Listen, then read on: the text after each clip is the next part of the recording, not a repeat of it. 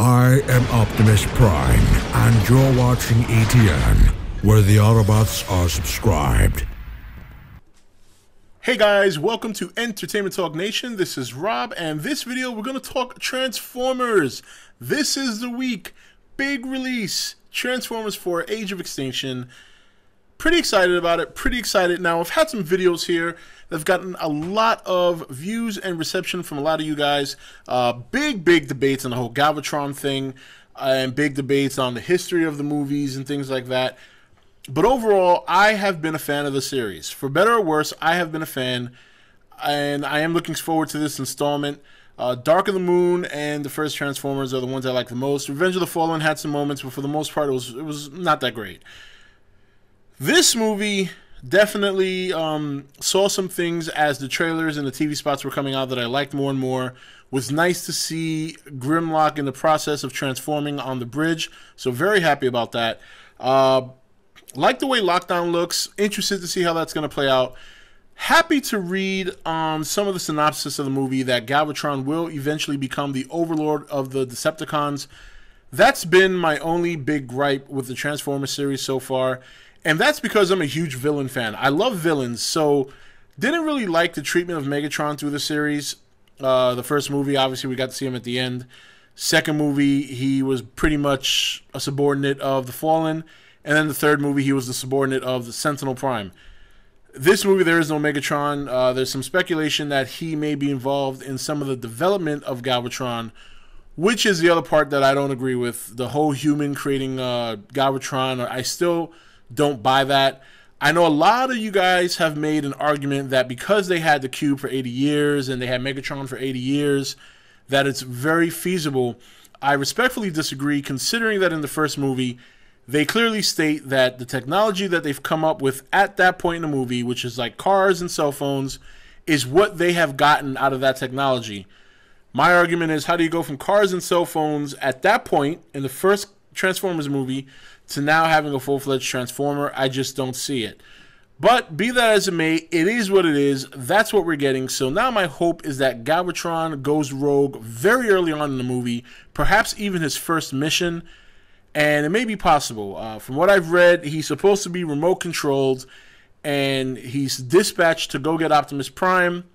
Lockdown, I believe, intervenes, and maybe that's when Lockdown takes over and kind of just, you know, hey, Galvatron, you're big, you're bad, we need a leader, how about it?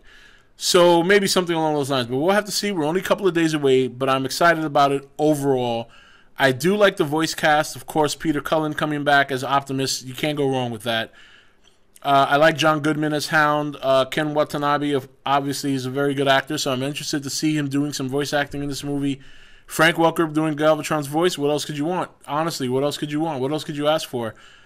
So the lineup looks good too. Now, this is the first time I've actually seen that it seems to be more Autobots than Decepticons. But obviously in the movie we've seen, or rather in the commercials, we've seen that there's a fleet of robots heading to Earth. Whether or not that happens at a certain point that plays any significance, there is also some speculation or some minor details about the movie that explain that apparently they went to Earth during the dinosaur era, which would kind of conflict with the first movie, but we know what we're going to get with this movie. We're going to get action. We're going to get robots fighting. We're going to get explosions and very intense fight scenes between big robots, and that's it. The story, I'm expecting nothing out of the story. So even if the story is mediocre, I would be somewhat impressed. But that's fine. I have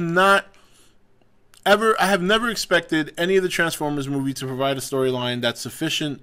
When you have that much action going on and that much explosions and so many things going around the screen, you got to sacrifice something. They've more or less sacrificed the story, but I like the eye candy. I like the action. I don't mind going into a movie every now and then to turn off my brain and just enjoy what's going on screen. And this is a series for that. This has been the series.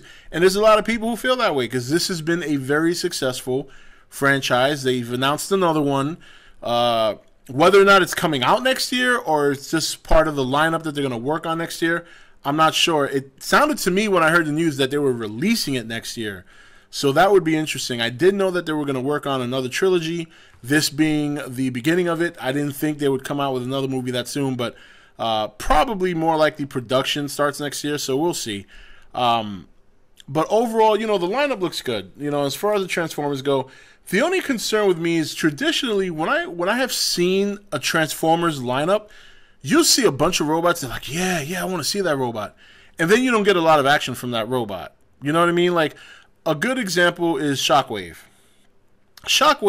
I was very excited to see him in Dark of the Moon. And they showed him right in the beginning, which was great. And it was very cool, the whole worm thing, and he's riding it, and that's his pet. And then you don't see him again until the end of the movie, which was very disappointing. And not only that, he wasn't even really involved with the Decepticons. He was just there. Like, he never communicated with them. He was never part of their plan. He was never... His only thing, it seemed to me, was gathering whatever pylons were out there for the Decepticons to do the space bridge. But even then, it was a very, very small role. So that was disappointment. So I'm hoping we don't get that in this movie with some of the robots that I'm looking forward to seeing. Now, so what we have here is obviously Optimus Prime, Bumblebee, Ratchet, Hound, Crosshairs, Drift, and Brains. And we all remember who Brains is from the third movie. And then the Dinobots, you have Grimlock, Strafe, Slug, Scorn, and Slash. And Grimlock, obviously the T-Rex. Strafe will be a Pteranodon. Slug, the Triceratops. Very happy to see him. Scorn will be a Spinosaurus. And Slash will be a Velociraptor.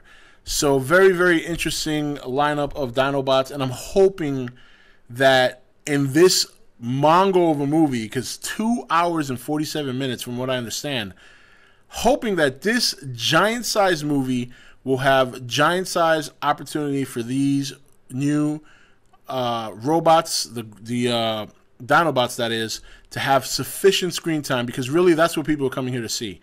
Even the Bay haters, even the ones who hate this series, are giving it yet another go just to see the Dinobots. And I think they'll be satisfied. I like the way Grimlock looks. I've kind of stayed away from a lot of the toys and stuff like that. I don't really want to see his robot form yet. So I'm excited to see him transform from a T-Rex to a robot. Now, on the Decepticon end, we have Galvatron, Lockdown, Stinger, which is another man-made transformer, apparently. Junk Heap, and Traxxas, which is a mass-produced Decepticon who transforms into different colored Chevrolet Traxxas. Interesting to see that. And then, this is just speculation. I'm not sure if this is guaranteed, but they're saying there's a white 2013 Chevrolet Camaro that is unknown currently. This is not the first time I've heard that. My speculation is that if this is true, if there is another Camaro in the movie that's a Chevrolet that looks like Bumblebee, I'm going to guess that it's Cliffjumper, but who knows? Maybe that's a little surprise Easter egg they're going to throw in there. Maybe he's man-made as well, and he decides to flip onto the Autobot side. So that'll be interesting to see nonetheless. But I'm very excited for the movie overall. I like what I've seen so far in the trailers and in the TV spots. Despite the fact that I'm not too crazy about the whole Galvatron thing, it is nice to know that eventually he is going to go rogue. And I really do hope he takes center stage as a villain. I think that's really what the series needs more than anything. Outside of the story, we all know it needs a story with some continuity, but I've accepted the fact that that's not going to happen. But if we can get a Galvatron that's established, a villain that's established throughout the rest of the series, I would really love that. And nothing would be better than Galvatron. It would be a good consolation prize for what I think is a big screw-up with how they treated Megatron. So, but that's it. I mean, just wanted to touch a little bit on some Transformers because I'm going to go see it this week. You can expect my review up sometime Friday night, probably late, because it is a long movie. It's a very, very long movie. So, but that's it. Transformers 4 coming out this Friday. I hope you guys are looking forward to it. Let me know how you feel overall about the movie.